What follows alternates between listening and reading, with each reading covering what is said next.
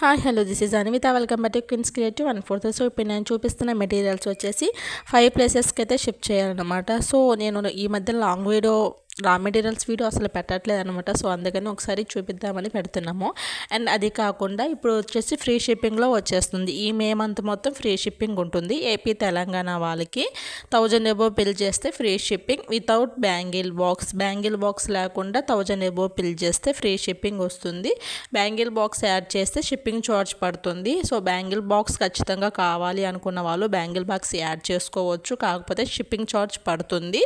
వాళ్ళకి bangle box add చేసుకున్న వాళ్ళకి 40 grams కుందాం ఫ్రీ వస్తుంది 1000 అబోవ్ బిల్ చేస్తే.